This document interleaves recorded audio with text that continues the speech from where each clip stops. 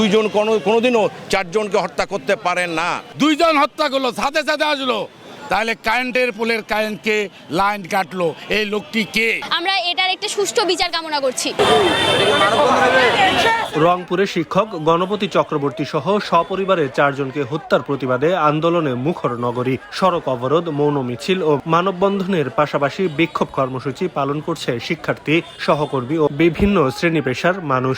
নির্লোভ, নির্মোহ ও পরোপকারী এই গুণী শিক্ষককে হারানোর বেদনা রূপ নিয়েছে ক্ষোভে। শিক্ষার্থী, সহকর্মী ও বিভিন্ন শ্রেণী পেশার মানুষের মধ্যে দেখা গিয়েছে তীব্র প্রতিক্রিয়া।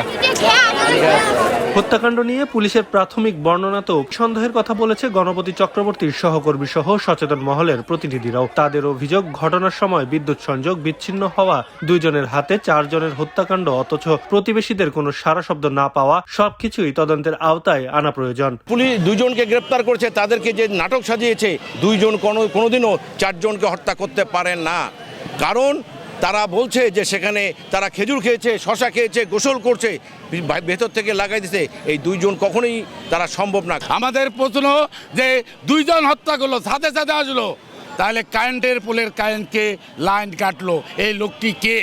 আমাদের প্রশ্ন যে ওখানে যে সিসিটিভি ক্যামেরা ছিল, সেই সিসিটিভি ক্যামেরা কে বন্ধ করলো? হত্যাকাণ্ড নিয়ে পুলিশের প্রাথমিক বর্ণনাতেও প্রশ্ন তুলেছে গণপতি চক্রবর্তীর শিক্ষার্থীরা। তাকে রাতের বেলা তার এবং তার পরিবারকে নির্মমভাবে হত্যা করা হয়।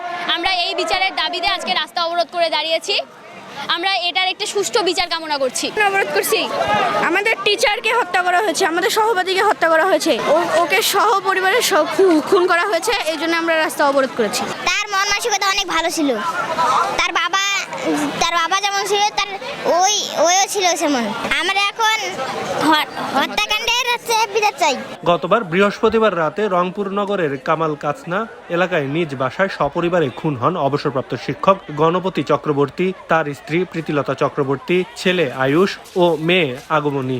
ঘটনার পর থেকেই থমথমে পুরো রংপুর। স্বজন, শিক্ষার্থী ও সহকর্মীর পাশাপাশি বিভিন্ন শ্রেণী পেশার মানুষের একটাই দাবি, নিরপেক্ষ ও সুষ্ঠু তদন্তের মাধ্যমে প্রকৃত অপরাধীদের শনাক্ত করে নিশ্চিত করতে হবে দৃষ্টান্তমূলক শাস্তি।